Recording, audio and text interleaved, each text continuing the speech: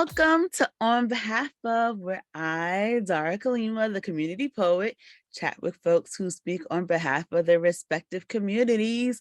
Thank you everyone for chiming in to this week's podcast. Before we get to the person of the day, let's speak about a few house business things. Hit that subscribe button. If you made it to this episode, that means you've probably been listening for a little while. You should want to hit the subscribe button because you like us. You enjoy the conversations. You enjoy learning about different communities and all that cool stuff. So whether you're watching on YouTube, you're watching on Spotify, you're listening on anywhere, hit that subscribe button. That would be really, really appreciated. And or, you can also hit that other button that's on Spotify that says you can join and become a member thing. And for $4.99, you can support me because this is all free 99 to y'all, but this is equipment to me and time and all that other stuff and yada, yada, all the stuff. So that all said, enough of that stuff. Let's get to the conversation because that's really why you're here. And today's conversation, I'm really excited for. I asked this person a couple of weeks ago to join, and they were really busy. And I get that because life be lifing on us. But I've known them. I didn't know about them until the pandemic. And I've known them since the pandemic. And they have this like really amazing, kind air about them. And what they did something, I'm not going to tell you about it now. I'm hoping to get to it in the conversation, but they did something for a fellow artist that was so incredibly touching that really, I was like, okay, I want to know this person more. So and this person just really, I think they're in their own class, and I think that's because they straddle two different communities. So that all said, I'm not going to say anything else. I'm going to let them introduce themselves. Hey, friend, can you tell folks your name?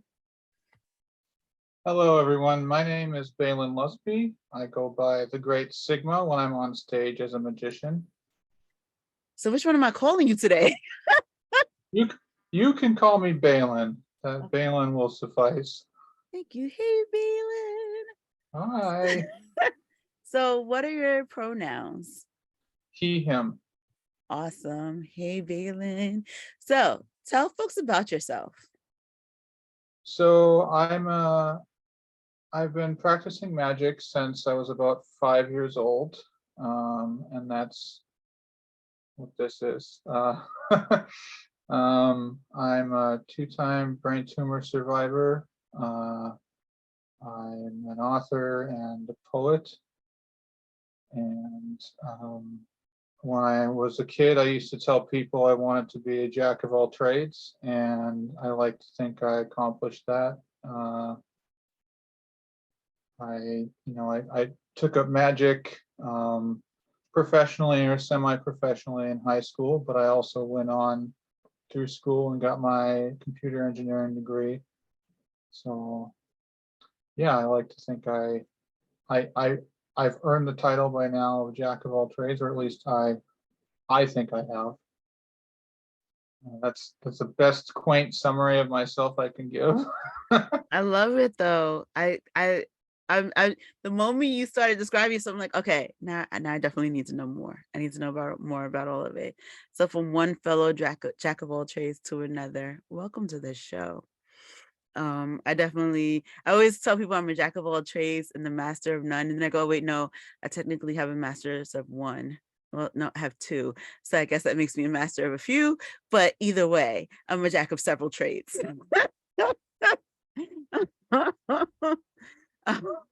Pay no attention to me.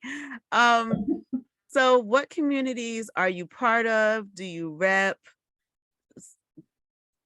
Yeah. Like I said, I'm neurodivergent. I'm also a 2-time brain tumor survivor. I'm an author and a poet. I've dabbled in fencing and archery, particularly historical fencing. I am a magician for sure, again with an emphasis in Victorian and historical magic, and I'm a prop builder. I like to build my own props. I always lead with, I'm a maker as well. I think the I didn't used to have language for what that was, but I've found through both events and online the maker community for certain. Uh, Goodness, am I missing anything? Yeah, I am a computer engineer and a programmer, and Do you have any siblings? Are you only kid or? I'm the older sibling. Oh. My younger sibling, they are 2 years younger than me. It's just me, myself, them, and my two parents. So it was a small house growing up, but a strong family. Are you a pet parent? I am. I have a rabbit. His name is Bob. He is a dwarf bunny. I initially got him thinking he could be part of the act, but I cannot deprive him of his dignity and respect.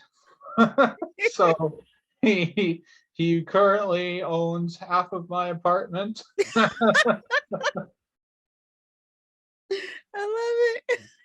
And pays no rent. Uh, I love it. That is amazing. And then like where are you from? Like where were you raised? Where like what area were you raised? yeah, I grew up in Star Lake area. We moved close to Star Lake when I was, let's say, 4 or 5. Um, and I lived there most of my life. So if you're familiar with Washington, there's a few suburbs of Seattle, Kent, Federal Way, and Auburn, and Star Lake is literally like on the borders of all of those. Mm. From my house, you could walk or drive 2 miles. You could get to the border of Federal Way, Auburn, or Kent. And I grew up in the Federal Way School District. Um, it's an area. uh, it has its own character for sure. I've never been a city person. I've always been kind of in the suburbs, and Mm. my mom was born in Montana, so I have some roots, a little bit of country roots too, but I've mostly been a small towns and suburbs kind of guy. What community specifically are we talking about today? Today we're going to be talking about the magic community, specifically, I would say here in America, but I am a member of the Tacoma Magic Club, which is part of the International Brotherhood of Magicians. So I will be speaking on behalf of magicians today. Wow. So you say you started doing magic at 5? Yeah, yeah, that's right. Why? How? Tell me. I think every magician has a story like this, and I'll tell mine.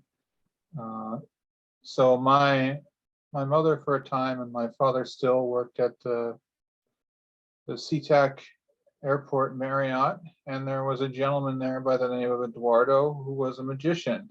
And for my 5th birthday, and now I had seen him, he would do magic shows for the kids at the corporate Christmas party every year and make balloon animals. And so for my 5th birthday, my parents hired him to do like a whole show. And after the show, he gave me one of his props. And it was a magic coloring book. And I still have it. It hangs on my wall to this day. And that was really the moment that I was hooked, where, it wasn't, you see that spark of amazement. And for me, it was like, I want to be able to do that. And Mm. that's really where it started. Um, when I was in junior high, a couple of things happened. I'd always wanted to play the drums, so I played percussion in band, and the band teacher was just like, we have too many percussionists, and didn't really like, I didn't learn anything, like, and I kind of got frustrated with the reliability of other musicians, and I steered away from that, and I dove deeper into magic. And at the time, my mother, who was an amazing woman, was starting her own business. So we got our business license together. So I had my business license when I was in like 7th or 8th grade to do magic. And Wow. that's, yeah, and the name The Great Sigma goes back that far, for me.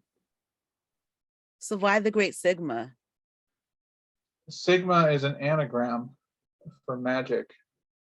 Oh gosh, you are right. Yeah, I I sat in the back of a classroom and I wrote out all the possible combinations of letters and I went, that one sounds the best to me. And that's where the name comes from. The Great Sigma. The great comes from many of the Victorian era magicians would give themselves grandiose titles. Herman the Great, the Great Alexander, all of these guys. Some of them would, um, professorships and all these sort of silly things, and that's where that part of it comes from, is the Victorian era magic.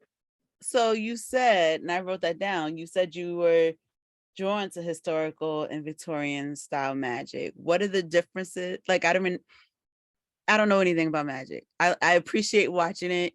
I appreciate trying to unlock what's happening and trying to catch but what is Victorian and historical style magic? Like, you treat me like I'm a 2-year-old. What does that even Sure. mean?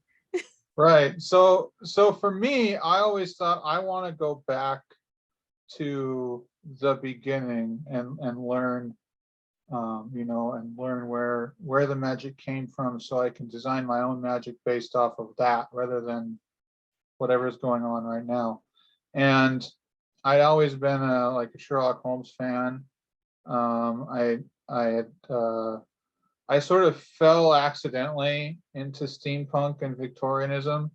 But I started reading on the history of magic, and the Victorian era, as the story goes anyway, is really when magicians went from sort of street entertainers and a lot of times con men to being in the theater and performing on a stage in a way that hadn't really been seen, right? There was a period before that where they were mostly street entertainers, in the Enlightenment and, you know, medieval times. Most magicians, as we would call them today, were street performers. And before that, there wasn't a huge delineation between conjuring, stage magic for entertainment, and the magic of like priests and uh, different religious entities. So I latched on to the Victorian era as the sort of golden age of magic, and that's sort of the story a lot of magicians like to tell too. That's where the top hat comes from, and a lot of the weird sort of box props and odds and ends you see magicians using today come from that period, that stereotypical, the goatee and the top hat and the wand, all of that, a lot of that comes from Victorian magic. And so I fell into that. I checked out. There was a particular author whose pen name is Professor Hoffman. Professor Hoffman's Modern Magic was like one of the big magic books to hit the stores, where people could actually go and now read about the secrets of magicians in the Victorian era. And I hunted down a Professor Hoffman book. It was a reprint of his third book, Latest Magic. I got it from the library. I checked it out so many times I ended up keeping it. Don't do that, by the way, if you're listening. You should. And yeah, that's kind of the starting point of that. So then how does one learn magic? Because, all us kids get those little plastic kits that we buy in the toy store, and then we never know what to do with that stuff. And we're just like, yeah, we're gonna learn it. And then we get the rings, and we pretend like we know how to knock them apart and put them together. And then it's always way too obvious, and we suck at it. And we're like, yeah, we did it. And then we're just like, we're done. So how does one Yeah. actually learn to do magic? So there's a few things. Like I said, I read a lot of old books, but there's a lot of theater involved. The best thing that you can do, and it sounds cliche, is if you're a budding magician and you're interested in magic, is practice a lot.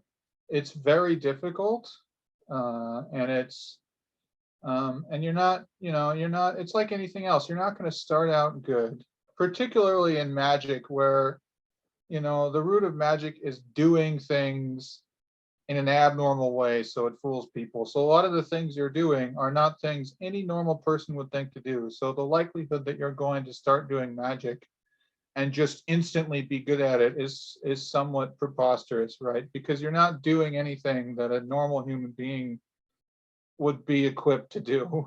Mm. Uh, but I highly recommend, to find local groups, to find other magicians, um, find older magicians and, listen to them and see how they perform and find mentors over the course of learning to perform and interacting with other magicians. You're going to find, I think anyone who's an artist goes through a phase where like it's just imitation, like you want to do what other people are doing, and then you want to take in all the feedback you can from other magicians, and eventually you start saying, these are the people I really trust.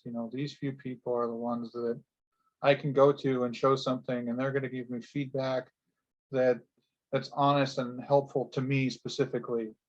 So finding other people to learn from, I think, is really important. And I personally read a lot of old books. Like I said, I hunt down Victorian books. I have a pretty large collection now. And I have stuff like, I don't really read anything that's been printed in the last 100 years. Um, I I have maybe some stuff from the 40s, and I think the newest book that I've read specifically has been by John Scarney, which goes back a ways in its own right. But find books, or if books don't work for you, there are definitely videos. There are websites dedicated to it. There's YouTube is a resource I didn't have starting out. I would go on Google Videos. If anyone remembers Google Videos, which is the sketchiest site in the early days of the internet, and find videos of other magicians and download them and just watch them over and over and over.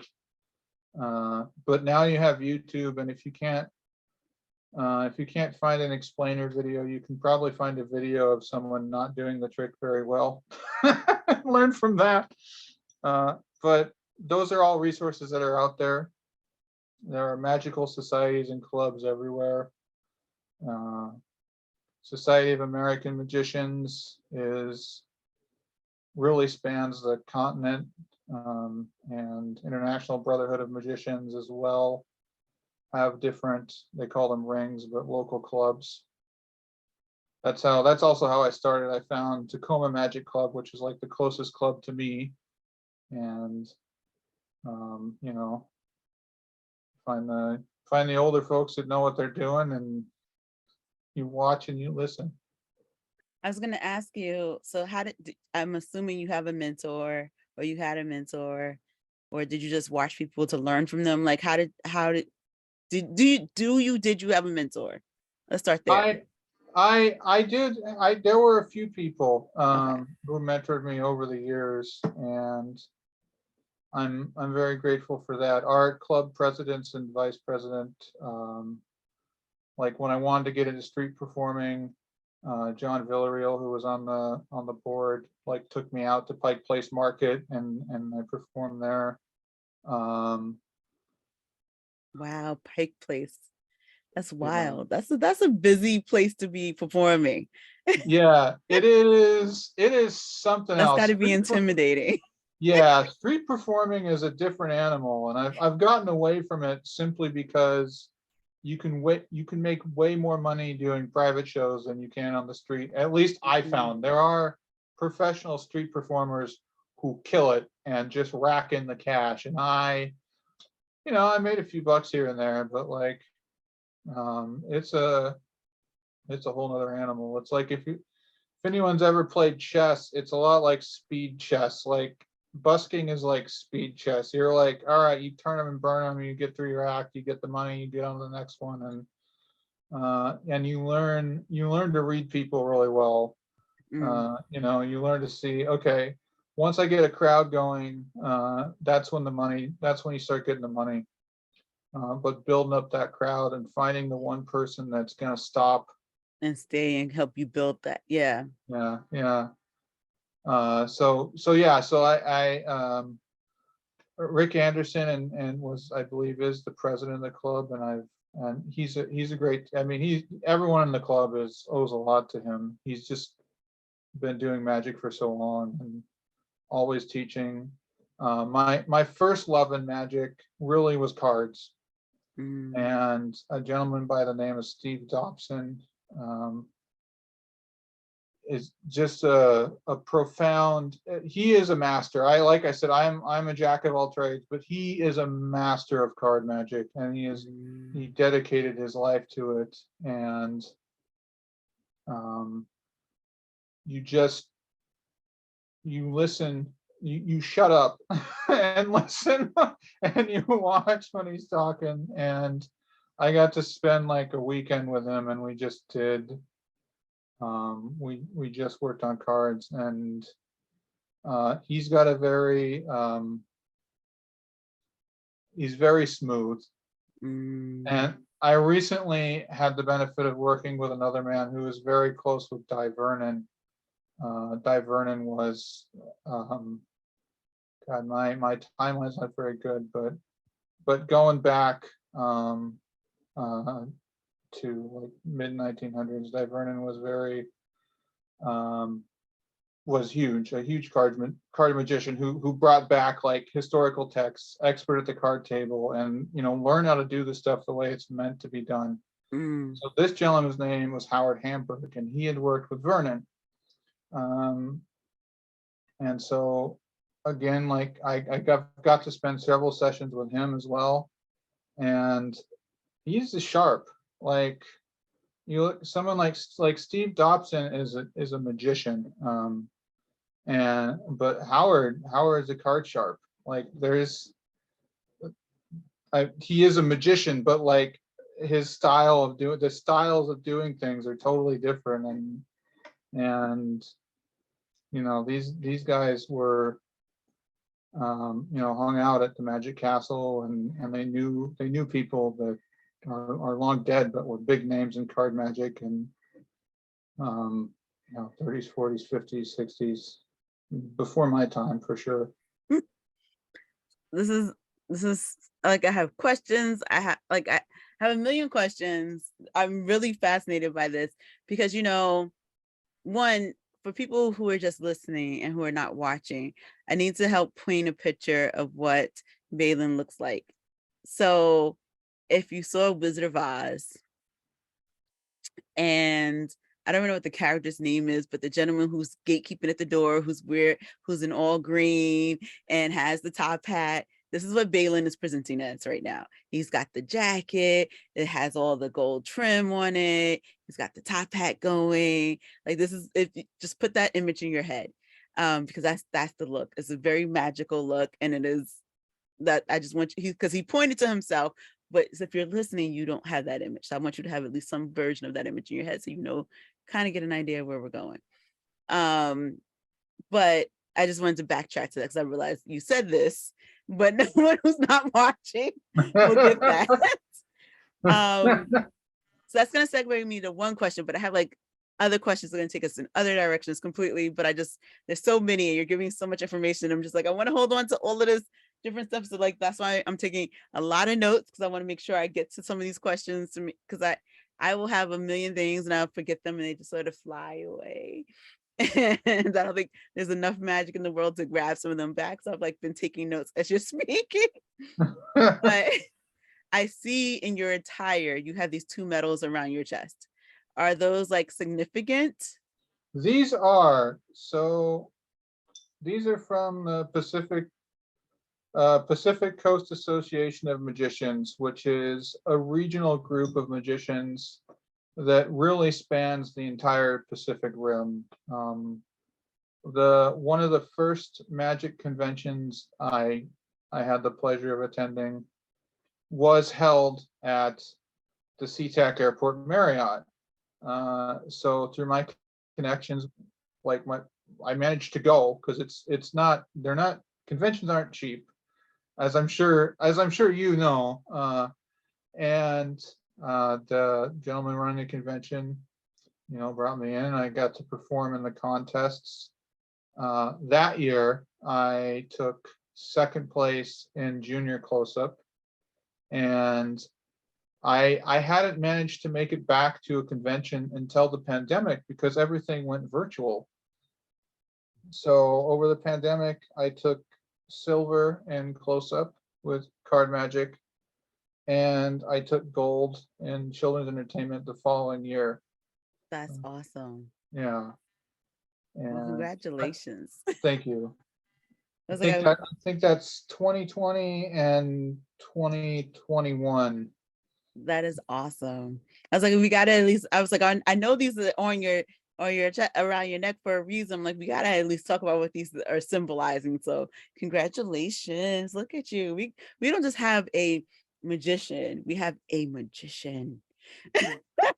Yeah, I've had friends after they introduced me to people, and they're like, he's a magician, but no, he's actually good. Like, I think that's a compliment. I'm not sure if I should be offended or not. Well, I gotta say, so for people who don't know, during the pandemic, some friends of mine, Leah V and Jay Rose, they combined, they were doing different things outside. They were doing different things here in New York. And then because of the pandemic, they combined forces and started doing an online open mic.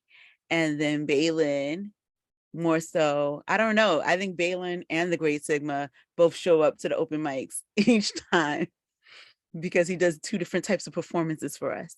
And so I've been watching, and I'm always like, what's the secret? So I'm always looking at screens like, I can figure this out. Just give me a few moments. I'm gonna figure out what's happening. And every time you're doing a trick for us, I'm always like, what? So, and you can't necessarily hear that, but because most of the time I'm not on the screen with you or not in the backstage with you, but I'm always impressed by the work that you're doing. I'm always like, what?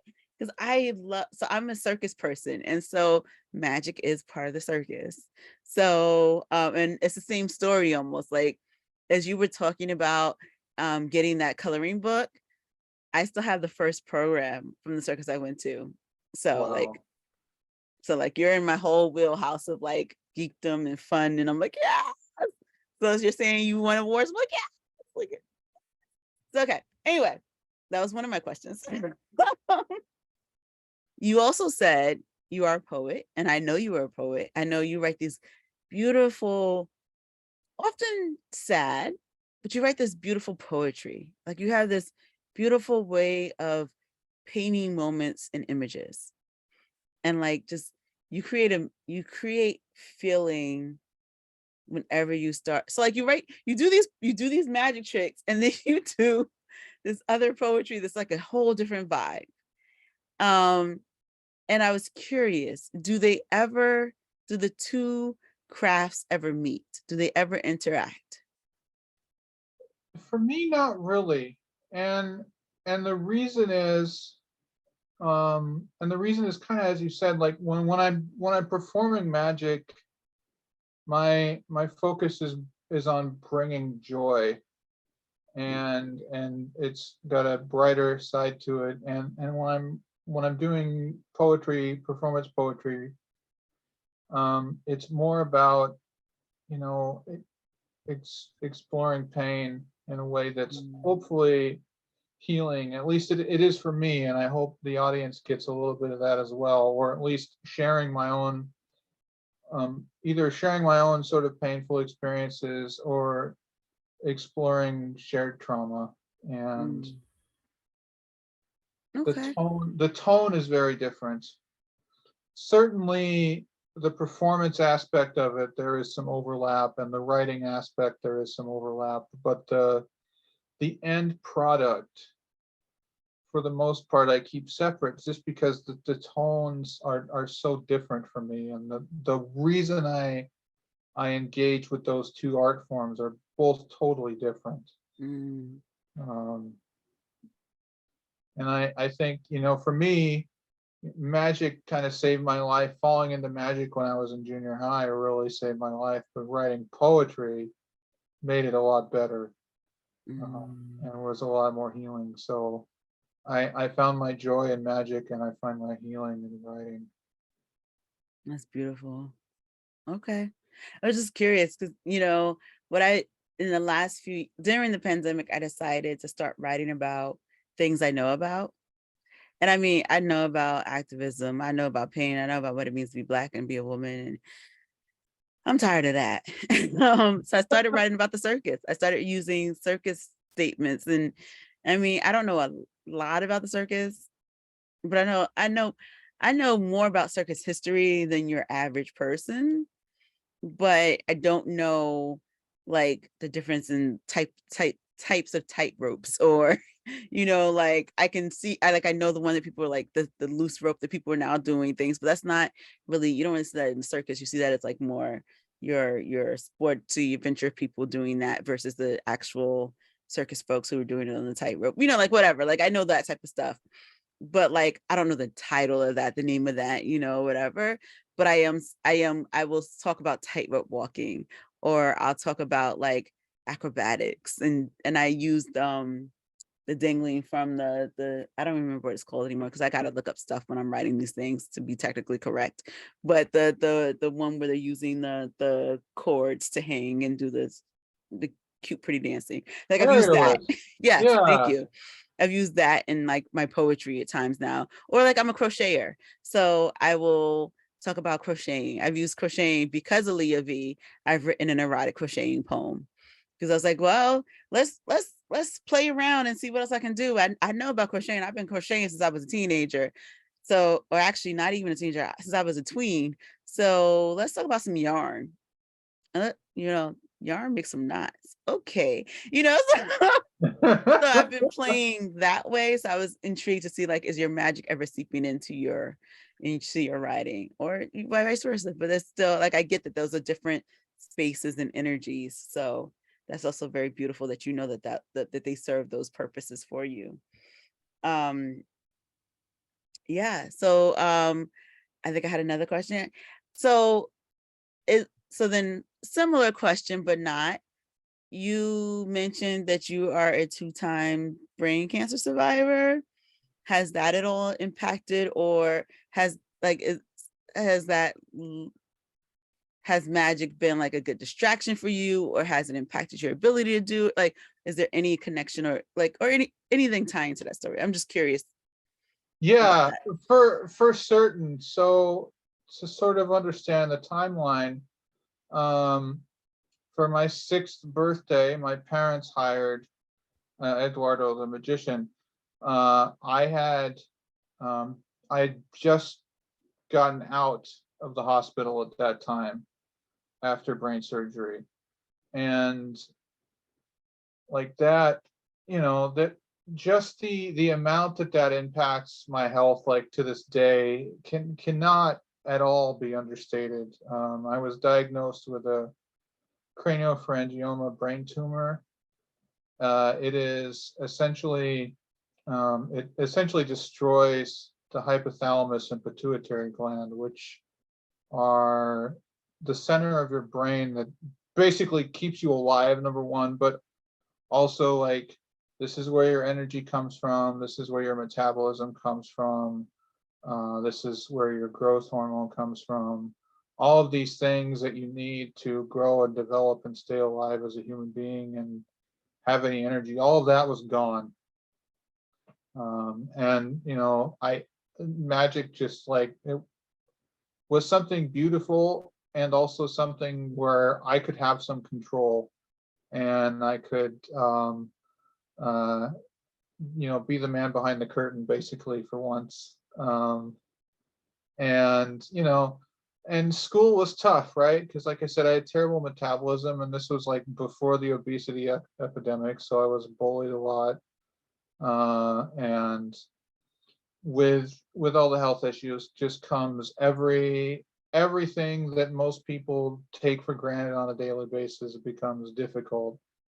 uh Most people wake up and they're energized, they've had a good sleep. I wake up, I'm completely exhausted, I have to crawl to my medication and wait for that to kick in before I'm even functioning. And magic allowed me to feel like, particularly in middle school, like it saved me. Like I was ready to end things for myself, but I rediscovered magic, and I found something that, you know, it took away from, it's disarming to people too. Like it suddenly people see magic, and any like ill intent like goes away, and they're like, wait, what just happened?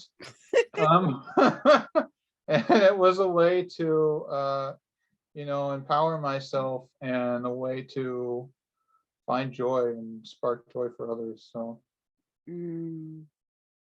So, what is something beautiful about the community you've been able to foster through magic? what is something beautiful about the community I've been able to foster through magic? I think the people that I've met, either performing magic or other magicians, and that have stayed with me, are people who value joy.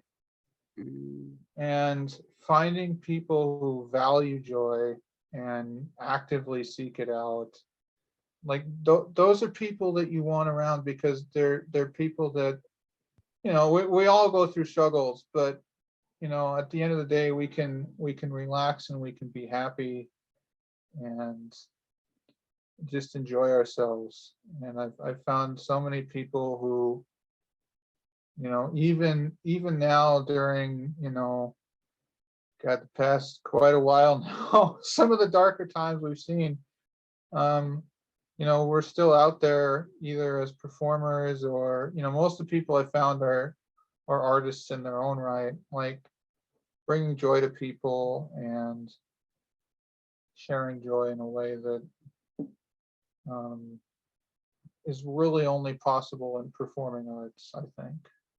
mm, Spark that happens between people, like that's what I find that magic is, that spark between people, and you find not only just amazement but just joy. Like everything else just is gone, and in that moment you're just thinking about wonder. You're thinking, and there's nothing else. All the darkness is just gone.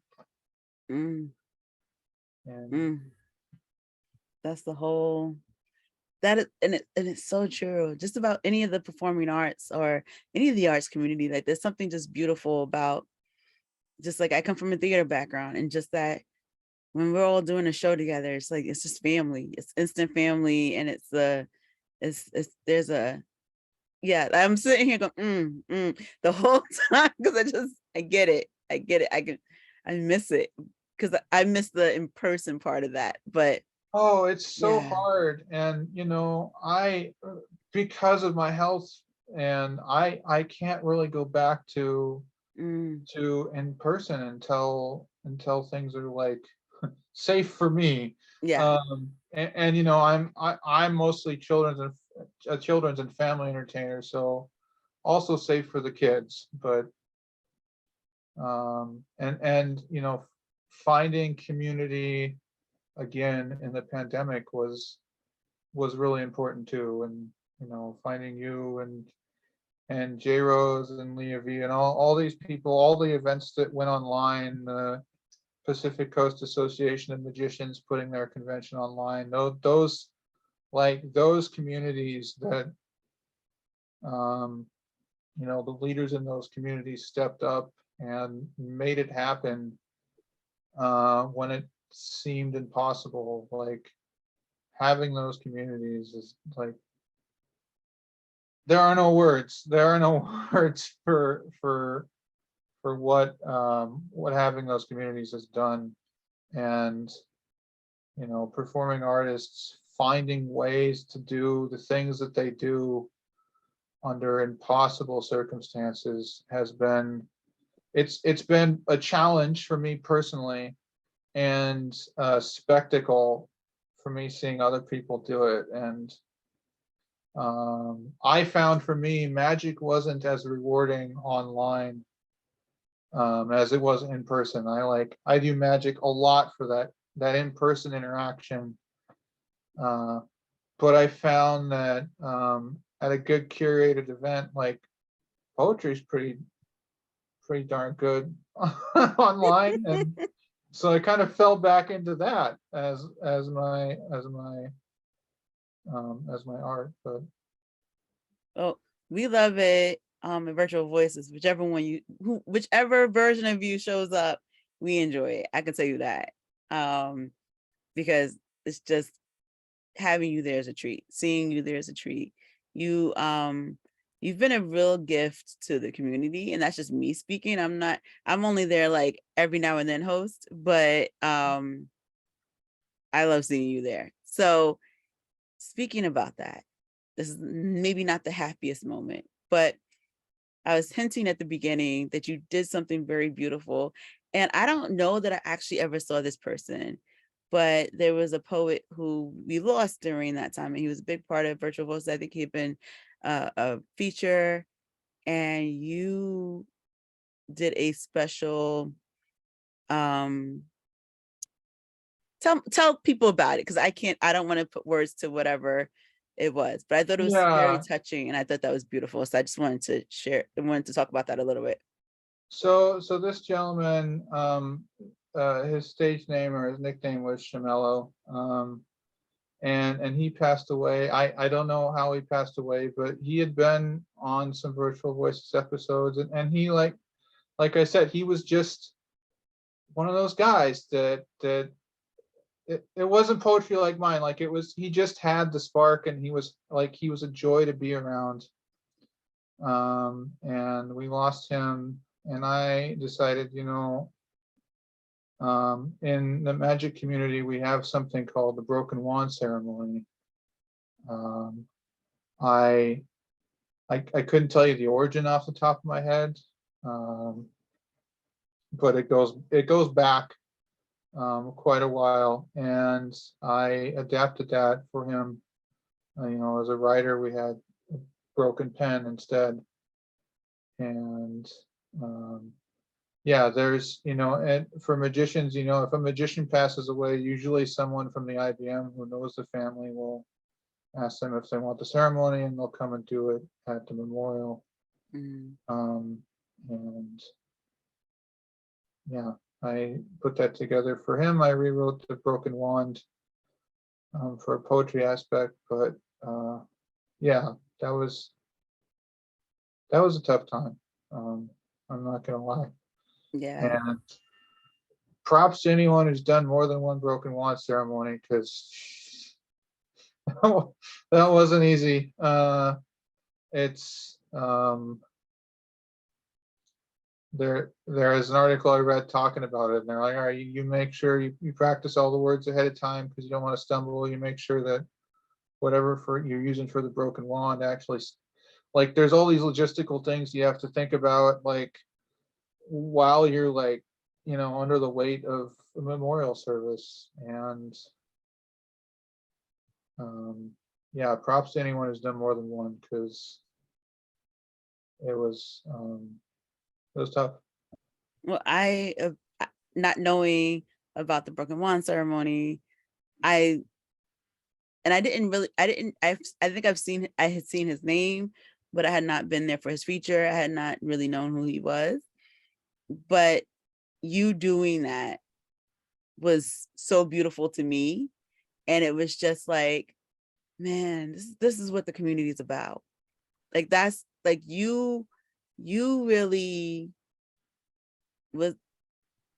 I mean, it was that I think that that specific live was dedicated to him, but it was like, it was still you bringing that to the table and bringing that to the group was just like, this is what the poetry community is about. Like, we have to pay tribute to a poet who's gone. Like, this is important. And it felt so like, so I want to say thank you for doing that, because I don't think I've ever, like, when we've ever had a chance to really acknowledge that, other than like a quick moment in the chat, you know. But thank you for even bringing that over to us to have that moment. So yeah. I really appreciate that, and I did my best to capture, like, the impact of his spirit on our group, in our community, and I hope that I did that without egotism, and if it meant something to you, that means a lot to me, It honestly. abs I mean, I don't remember a lot of things right now. If you ask me what I had for lunch, I had pancakes, but that's only because I don't have pancakes often. If you ask me what I did yesterday, someone asked me what I did on Saturday, I don't remember Saturday. So that all said, today's Tuesday. I kept thinking yesterday was Tuesday and it was Monday.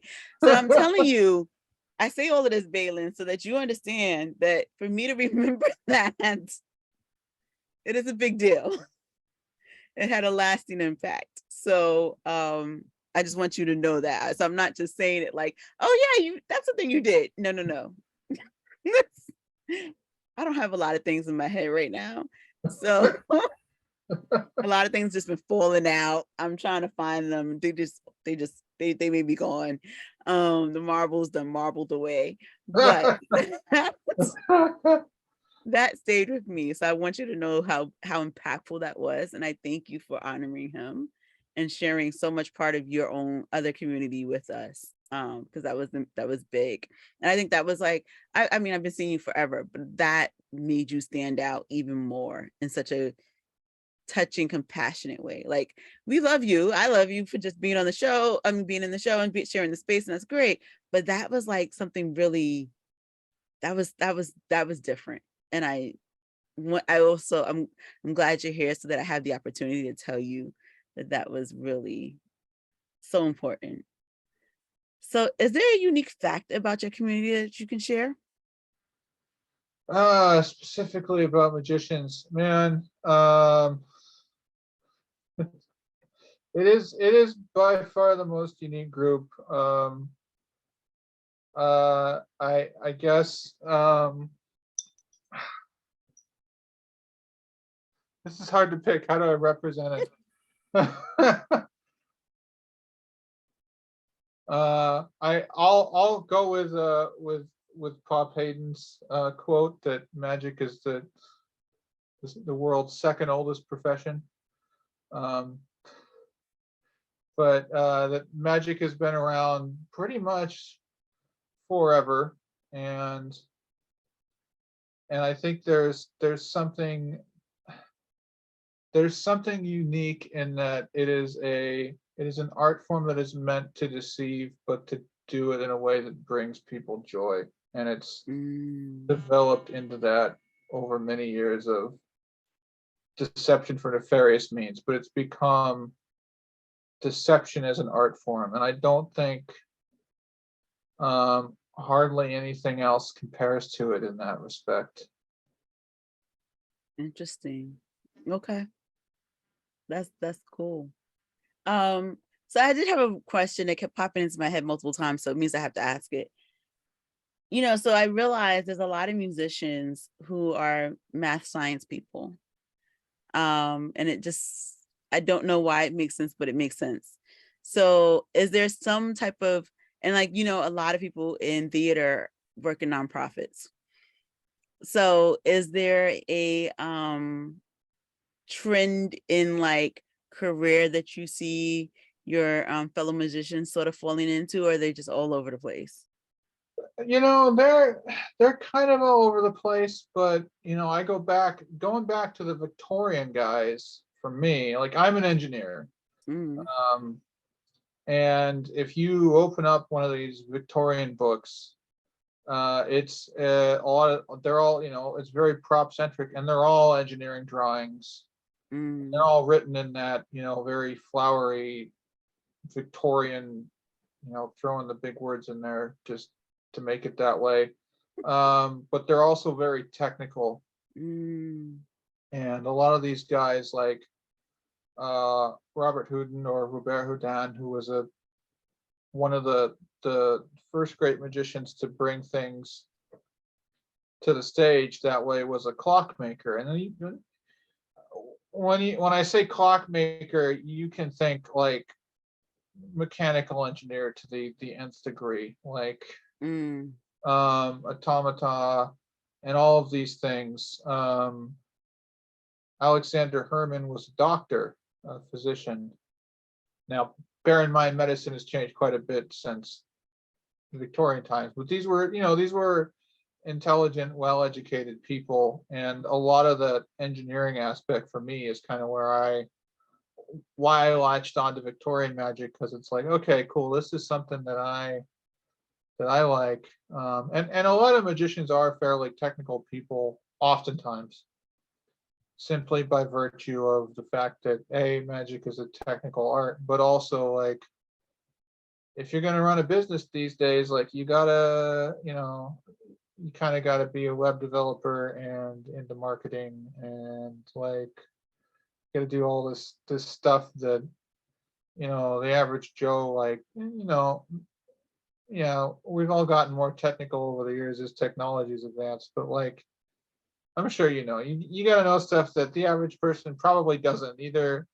And it depends on what sphere you're walking in. If you're doing stage shows, you're going to know about lighting and all that kind of stuff. If you're but yeah, I find the technical side of magic does often draw people who are the type of person that's willing to sit down and read a book for hours and hours and analyze every sentence to figure out what the heck this guy's talking about, and then try and do it with your bare hands. It takes a certain level of tenacity that um, is certainly part of art, and but then doing something abnormal with your hands that people paint and write and cook and work with their hands that way, but the way that magicians do it is on another level. If I'm allowed to stand up on a soapbox here, I'm not saying that we're above other artists, but there's a technical aspect to it that's That's okay. You um, can gloat today. I'll disagree with you later, but you can gloat today. It's your time to shine. um, there's a technical aspect to it that like I said earlier, like you're doing things that the normal human being on an average day wouldn't do. uh you pick up a deck of cards or a coin, and things that are handled by people all the time but are never handled in the way a magician would handle them. Or on stage, if it's a prop, you pick up something the average human being probably wouldn't see on a regular day, even if it's a thing that exists in the real world. On stage, it serves another purpose. Like um, magic props are weird in their own right, but there's this technical aspect of it that you have to be technically skilled to make it beautiful. And that's kind Mhm. of the like, I think oftentimes you hear the like sort of left brain or right brain myth, where it's like, oh, are you left brain or you right brain? Are you artistic or are you like analytical and technical? And it's like, well, no, you got to be both if you're going to be a good magician. And I think certainly if you're going to be an artist in general, I think it's silly to divide um, science and art that way in many respects. Like anyone who's tried to mix two colors of paint may have found out not quite as simple as you might think. That's So true. I mean, I'm both, but they cannot happen at the same time. If you put the two together, then I just become a ball of mush and nothing makes sense.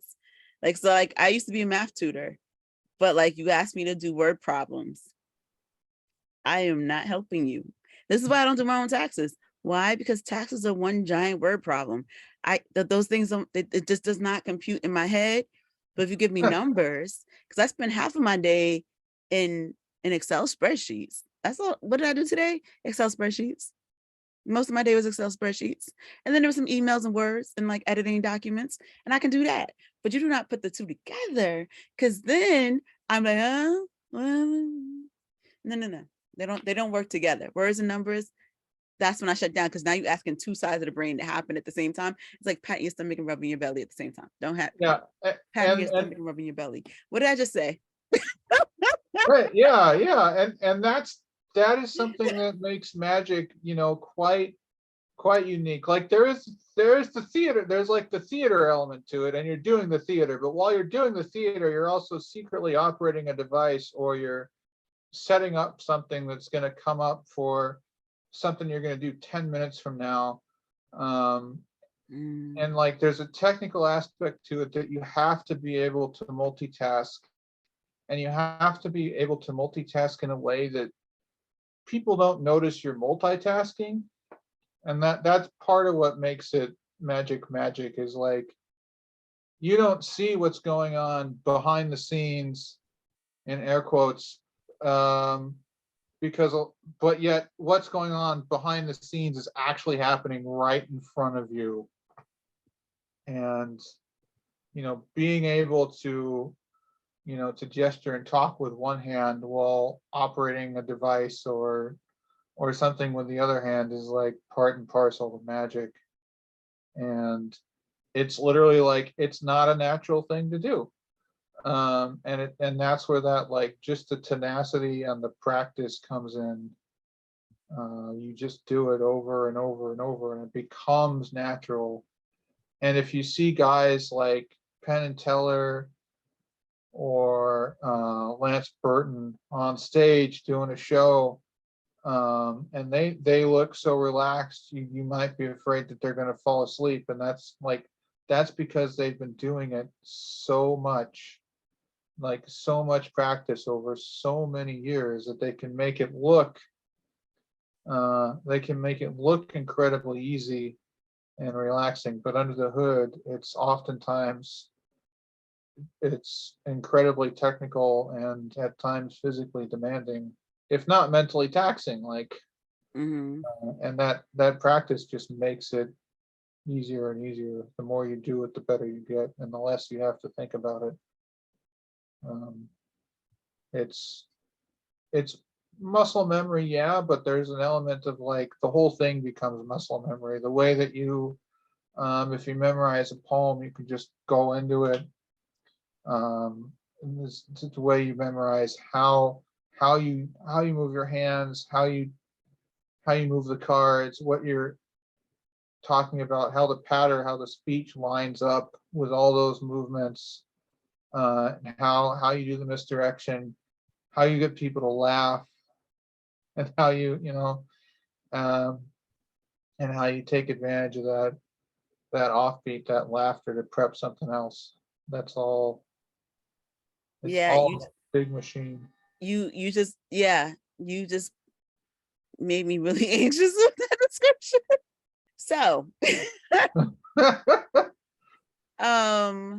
something frustrating about your community? Is there anything frustrating that you have identified, or something you would like to see better done in your community? Oh goodness, yeah, there are some things I'll critique about magic. I think one of the things about being a performing artist is it takes a certain level of self-esteem, and that also can lead to overinflated professional egos. I think more often than not.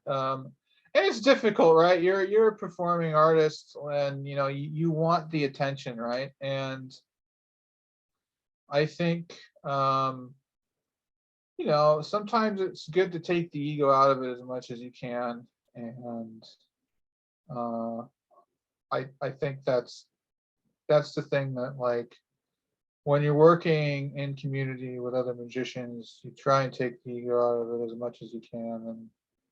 And I'm not going to say it's a criticism, but it's something to definitely be aware of. Like, if you're working with other people, or you're coming to people for advice, or you're giving advice, like, do it from the heart and not from the giant head. Mm, uh, and I will say on that, on another note, like magic, um, magic comes from, uh, some pretty dark places, right? Con men and swindlers, and even in the Victorian era, there's a certain lack of ethics. And I think a lot of magicians, and this is getting a lot better, but magic is to a certain extent built on a very rich history of cultural appropriation and intellectual property theft. mm, The classics of magic didn't become classics because one person did them and it was great. They became classics because one person did them and everyone else ripped them off. Um, so being aware of, trying to give credit to other artists and trying to build something unique rather than just, looking at what someone else is doing and copying that exactly. And it's kind of it can be a tough line to walk, especially in a community where everything's a secret, even though it's not. Like, you can go and buy the books, you can go online and you can learn right now most things, and obsessing over the secret can sometimes be damaging in that respect. It can lead to, like, so I try to, for me, it's like you want to encourage young people who are getting into magic rather than being more concerned about the secret.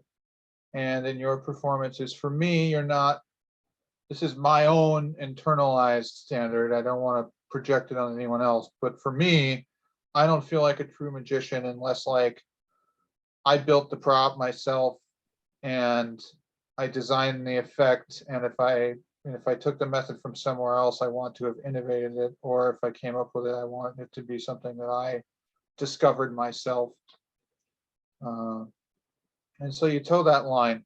But mm, on the flip side of that, there's the ego side where, like, hey, magic's been around for so long. I try not to say I invented something.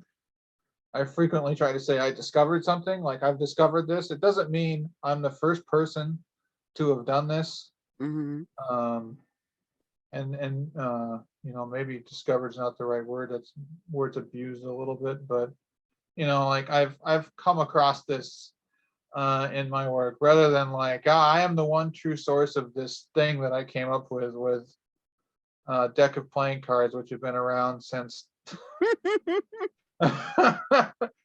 uh, so yeah, I think professional ego is one thing, and the other thing is, like, use your creativity and try to give credit where credit is due. And I think magic has developed a lot, but being welcoming uh, to other people in the community, and younger people and people from different cultural backgrounds, like, is really important, I think. Mm. So I know every magician tends to have their thing. So is cards your thing, or is there a different thing, or do you have multiple things? I can have multiple things. So, like, cards is my thing, and I also really like, in the true Victorian vein of things, I really like props. Like, Mm, I think it's somewhat derogatory, but box tricks. Like, I like the stuff. Like, I like the spectacle of, like, getting out some weird object that no one's ever seen before, um, and the, like, just in bringing an air of mystery to it. A lot of people do stuff with everyday objects, or a lot of magicians use common props. I like to find, for me, I like to build stuff or find old antiques. mm, I want, like, I want a prop, something interesting no one's seen before, that feels like the magic is somehow internal to that object and I'm just mm. manipulating it. Um, yeah. Is there a magician that most inspired you Alive or dead? ever? ever. Um, I I was deeply inspired by the writings of Professor Hoffman, like I said, Angela Lewis, and that kind of like brought me up in that Victorian style of magic. And certainly my mentors I want to give credit to as well. But within recent years, I like Penn and Teller have like I think brought a resurgence to magic that I did never expect to see. You didn't start seeing magicians winning on TV talent shows and all of that really until Penn and Teller's Fool Us. Mhm. So um, props to them. Like that's the sort of like I can point to sources of knowledge and mentors and all of that, but in terms of like building community, those are the guys that like came out and they said, yeah, we're going to do an award show or a competition show, but at the same time they kind of thumb their nose at the whole competition show idea and just bring on a bunch of talent just to showcase it. Like really, the trophy doesn't mean anything at the end of the day. It's a big F. It's literally a big fu. But that show, like, and they're still going strong, and just bringing the magic community, making it less of a secret. Mm. Literally bringing it to people on TV to say, hey, and again, the professional ego, like Penn's definitely got it. You've seen Penn, but like just to be able to step aside and just showcase other performers. I often, rant about the death of the variety show, and their Mhm. Penn and Teller's Fool Us has kind of been a magic variety show. Uh, and to see that come back and it's not a competition. No one's winning millions of dollars. It's not some sort of uh, grotesque popularity contest. It's just them bringing in performers to do their thing, letting them do their thing, and that to me has been really cool to see. I think it's done a lot of the things that I've kind of critiqued on. It's it's brought they do their best. They've brought people from all over the world. They've tried to Mm. bring in more women and more younger people onto the show too. I think we get this picture of the guy in the hat and the top hat, and that might be me, but there's like so much more magic out there, Mm. uh, and for them to bring all the diversity that is magic um, to anyone who's watching is sort of breathtaking. It's not just Chris Angel doing corny crap at the mall. It's like the So it's how breadth you of really feel talent. about him? No.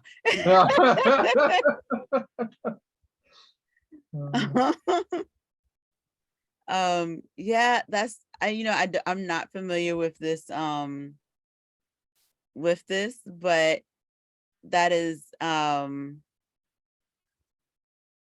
that is beautiful to see that. And like it's important that you use like your space to make space for others and to keep the craft going. Like it's not, we've all known Penn and Teller for years, but like for them to be at such a high place and then go, okay, so here's space for everyone else.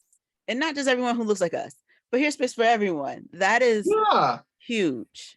That's And huge. yeah, I just find it like that's what you want at the grassroots community level, and I think by them setting an example, we can bring magic to a new level. And I think there are not a lot, for example, this is an example, there are not a lot of female magicians, and I think that's a detriment to the craft. Uh, and certainly it does to some extent make the women done magic over the years, something special, but also like bringing more people in just makes things better. Like, because to me, like, culture is magic and magic is culture, and those things are tied together at the hip. And if you only get, one thing in the mainstream, how boring is that? Yeah, your innovation, your different types all come from the different cultures that bring that to the table, you know? Yeah. You need a different seasoning to make it a little bit more fun, to make it a little bit more interesting, to change up the palette, for whatever it is. And so, yeah, it would be, now I gotta go find this show. So, Yeah. Yeah, Penn and Teller, the show is literally called Fool Us, and it's been on for quite a while. okay. At least since I was in high school. So All right, I'm gonna have to uh go find this. So yeah. now I'm just like, okay, I gotta go find this. But this is dope. Yeah. Thank you for even letting me know about that. Cause now I'm like, yay. And like it's important to also give props to those who are here. We always give people flowers when they're gone, but it is important to like say these people are doing a thing now. And that's Yeah. so important. I mean, who knows if they'll ever hear, but you know, but just to say it, just to have it in the world saying that like this is this is what they're doing for the magicians of the world. Yeah, Um, I credit them with, with making that space for magic to start to flourish again, because it was, credit to David Blaine and Chris Angel for like making a name for themselves on TV, but like that was kind of it for a while. yeah. That was kind of it, and you didn't see it anywhere else, really. And And Penn they Teller, weren't really doing things that the average person can like figure out how to get into other than like the floating one where he's stepped on, like, like if you're doing yeah, stuff when you're hanging in yeah, a tree, like no one can do that. Like it's if so there's set, nothing that's like, getting you it's there. all it's all TV magic, and Yeah. it's all set up, and certainly, they do a good job of portraying magic in the best light they can on television, but it's still like an honest to God magic act, and not, something that's been set up for television. It's they toe the line really well in that regard in terms of production value. So Yeah. um, So yeah. is there a fun fact about yourself that you haven't told us yet? It doesn't have to be tied to magic, or it can be just one more fun fact about Balin or the Great Sigma. I got into model railroad kind of over the pandemic. Okay. Um, I built like a so I like the Toy Story alien is like one of my favorite alien designs, and I got a bunch of I started just collecting figures, and then I'm like, I need a place for them to live, and then I found out there, and I've always wanted to do model trains, and maybe a little bit before the pandemic, I had a little setup. Like I found Toy Story Alien Train, and I had that set up on a shelf, and then one day I just finally was like, you know what I'm gonna do? I took down my TV, and I used the entire space where my TV was to build the train layout. It's literally right here. And I started adding. I'm like, what else is an alien? Because it's mostly Toy Story aliens, but I'm like, what else is an alien? Like Star Trek characters are all aliens. Um, what else is an alien? Oh, the Power Rangers Lost in Space series, like the Magna Defender. He's in space. He's an alien too, right? Like that's an alien. So I just started adding a bunch of stuff to that, and that's become like now I've run out of space on my mantelpiece. So uh but yeah, I've started doing miniatures and model trains a lot more actively. I started painting miniatures also in junior high, so I'm I'm I'm not I'm pretty good at that too. I'm not a um, award-winning miniature painter by any means, but I've done pretty good for myself. You're doing better than I could. If you gave me a miniature to paint, it'd be dipped in and taken out and ta-da. So good on you for attempting that. I've found for me, painting is the only it's one of the few activities where I can just completely zone out. Mm, And also it's probably the one activity with the least amount of chance of me getting frustrated and losing it. I have painted a couple things that have made me rage, but usually it's just bliss and just relaxing. And it also teaches you to it teaches you that art is just a series of mistakes that is that true. approximate the real world, because it doesn't Mm, matter how well you paint anything. You're always, you as the artist, I think we all go through that phase where we look at a piece of work and all we see is that the little mistakes, and someone else can walk up to it and go, wow, that's really cool, and you're like, no, it's not, you're just lying to me. There's a yeah. and getting over that, painting has kind of taught me as much as it can to at least try and get over that, you know, get over that sort of self-conscious aspect of the art, and also um just to try things I think like that's crocheting for me. When I was, I don't until I got tennis elbow. Then I had to stop, and I didn't have to stop, but I definitely. And I'm crocheting tomorrow at lunch with my coworkers. But I mean, even when I talk about crochet, I literally have yarn right next to me. But I when I was in high school, I used to sit on my terrace during summer break or whatever, and just sit on my terrace and crochet. That's all I would do. And I got so proficient at it that I wouldn't even look.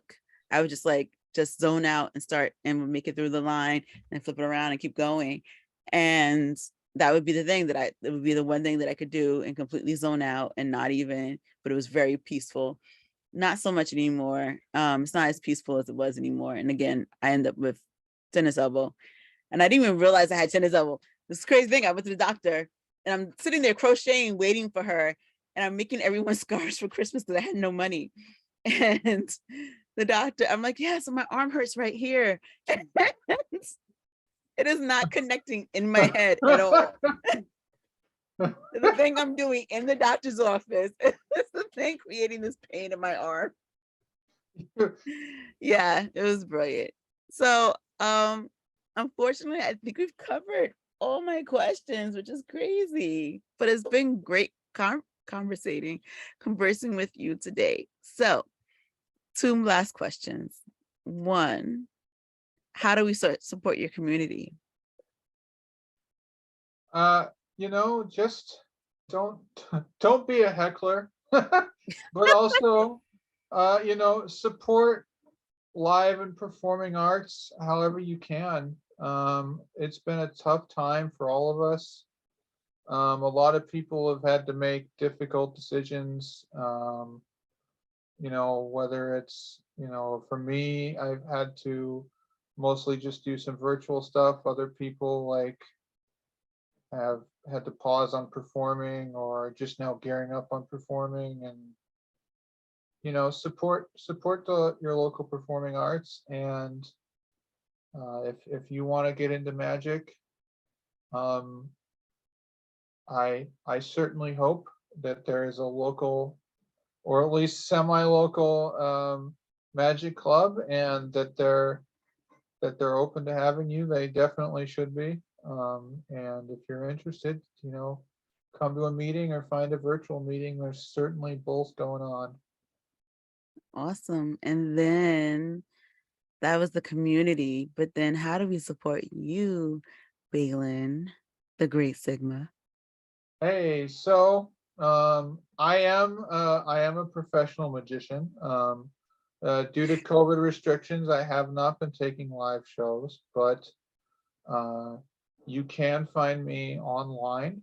I am TheGreatCigma.com, or at the Great Sigma on IG. Please follow. On IG, I post all of the projects I'm working on, not just magic. If you are interested in a live performance, reach out to me, and we can work something out. But if you're interested in magic at all too, reach out. That's what I'm here for. I just want to do this. So, I'm always happy to perform in one light or another. So if you're interested in magic, I do lessons as well. So you can pay me, I can teach you. We can do it over Zoom. It's safe for everyone. So yeah. so I did that. That is the question, because you just said it. So before we're done, because now you just put another question in the air. How does one become a professional versus a non-professional? Like, how did you like you've said it multiple times that you're a professional. How do we like how do you get that title as professional? So that's one of those things where again, I do criticize the community a bit for not being transparent enough. So I'll be as transparent as I can. You know, Rick, who's the president of Tacoma Magic Club still, probably. Um, I think he said something to the effect of, professional magicians do the same tricks over and over for money, where amateurs do different tricks all the time for people. And really what that means is, if you're going to be a professional, you have to have a set. You have to have a show.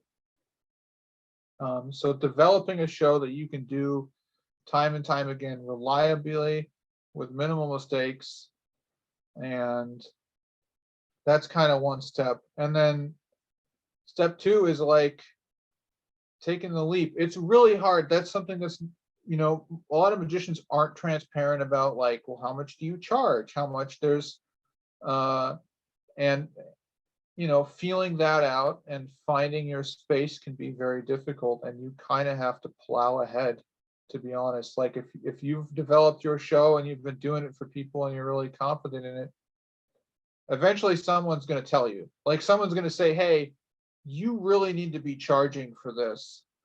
And if no one's telling you that, you're either very bad, or you need to find friends with smaller egos. But for sure, like, you develop a show, you have a show that's solid, and you need to take the next step. And there's definitely, like, get your business license. Or maybe you're not doing private shows. Maybe you're a busker. Maybe you're street performing.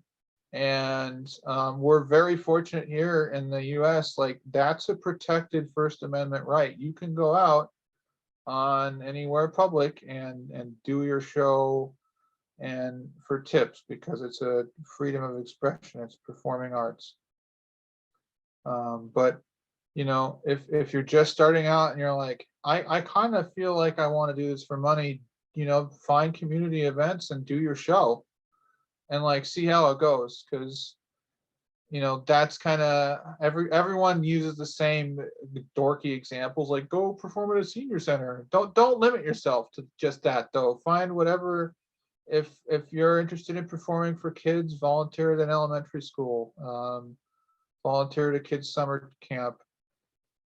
And then when you get good, like, start asking for money. I have never increased my prices and found a drop in business, ever. And to be quite frank, usually the more you're making, the better they're treating you. And that isn't to say go out with the show that you came up with last night and charge as much money as you can. That's not what I'm saying. What I am saying is, you will find that more often than not, the, like, fear of, like, are people going to want to pay me? Yeah, man. If you can do the craft, you're gonna find people who are willing to pay for it if you put in the footwork. So don't be afraid to take the leap. And it's not any different than any other business. Get yourself a website and a business card, and some some Find some referrals. friends. Yeah. So find some friends who are willing to suffer through seeing all the stuff you want to try. But yeah, I'm hoping I answered the question. But No, you did. I think that's great because I was curious about that. I think I had it there, but my handwriting looks a little bit special well, at this point. I'll tell you how I knew. I Okay. so like I said, I had my business license since middle school, and I hadn't been making any money, but I've been starting to perform more and more and more throughout school. And I was like, I told my parents, it was like a week or two before the talent show, and I'm like, I think I'm ready to like start like doing this for real and go take gigs. And they're like, I don't know if you're ready yet. I don't know. And then we did the talent show, and both my parents were like, you need to start charging right now. I love it. So yeah, that was the moment that I decided to start charging. But I will point out that I was right from the beginning, and they had to be won over. Um,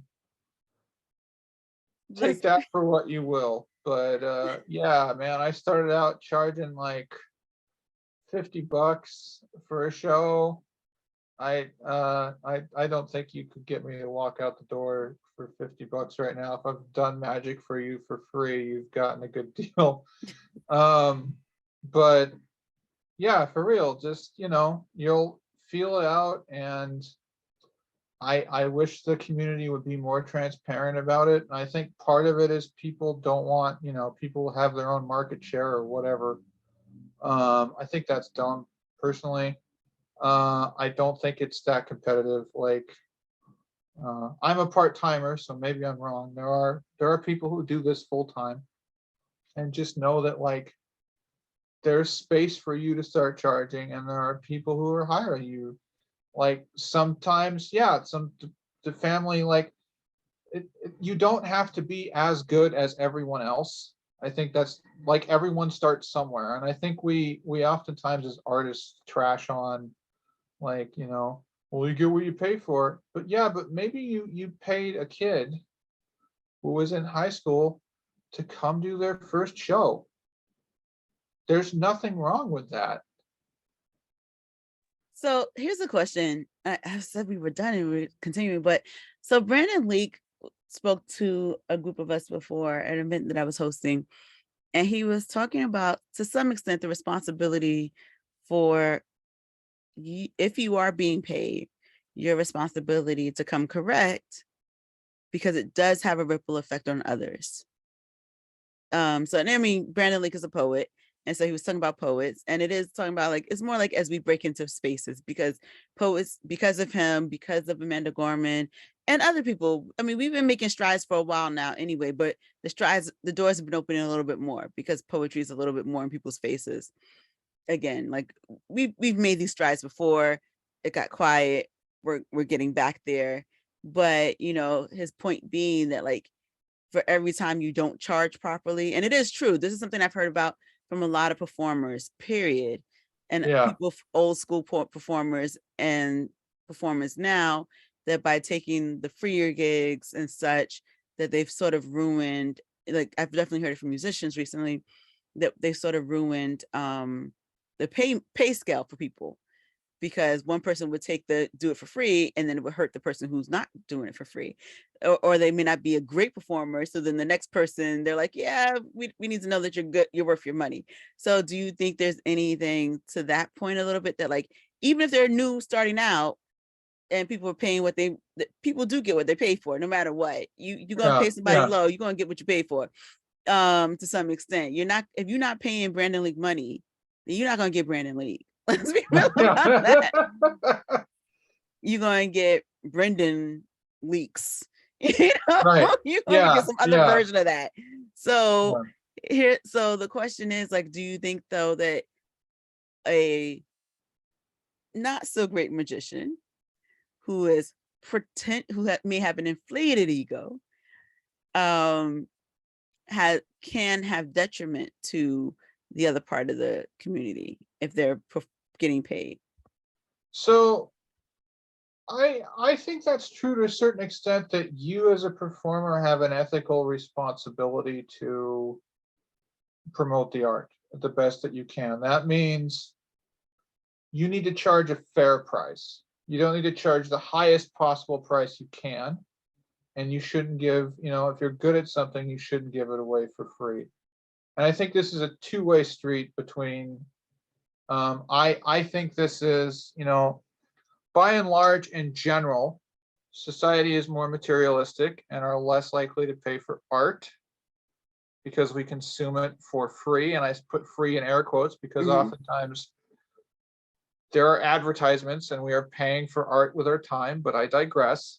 Mm-hmm. But this has devalued art. And I think more of the bigger problem is society at large, not any individual artist. So I would say and certainly, again, I think people in community need to be more transparent about, hey, this is what I'm charging and why. Mm. I charge $300 to $400 for this show, what I'm currently wearing right now, and the props that I built, because I know that if one prop breaks, that's probably what it's going to cost me in time and materials to fix it. That's what I feel is a fair price. Now, other people who aren't part-time, they charge $500. They're full-time. They have more experience than I do. So the more that you can take your ego out of it and say, this is what I charge and why, and have those conversations openly, like that's really important in community. Because if you just let people loose, like the number of people that I've talked to about what I'm talking to you about right now, I can count on one hand. Mm. And it's not a lot of people. And I think, but you do have an obligation to say, um, yeah, you can't just give things away for free all the time. The art is worth money. Uh, and so, yes, you should be charging people. By the same token, sometimes you're going to find a gig and it's like clearly a charity company and they don't have a budget. And like you can tell them, I will do this for free because you cannot afford me. That is an okay to think. That's an okay thing to say as well. Mm-hmm. Like, I think I try to do at least 1 to 2 charity gigs a year because like it makes you feel less constrained. Mm-hmm. Like you said earlier, like when you're getting paid, you have to bring like there's requirements that you feel, not necessarily actual tangible requirements, but things that you feel required to do, that when you have the freedom of like, well, what are they going to do? They're not paying me, ask for a refund.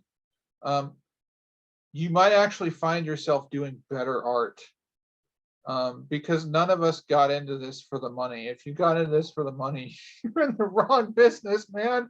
Well, some people do it for the money and then they leave because they came in for the wrong reasons. Yeah, man. So, yeah, tell your friends, man, art's worth money. Like, artists deserve to get paid. We rely so heavily on art in this society. And in community, have transparent conversations. Try to put your ego aside, because Mm-hmm. as much as I'm like, hey, I'm worth this much, I do this.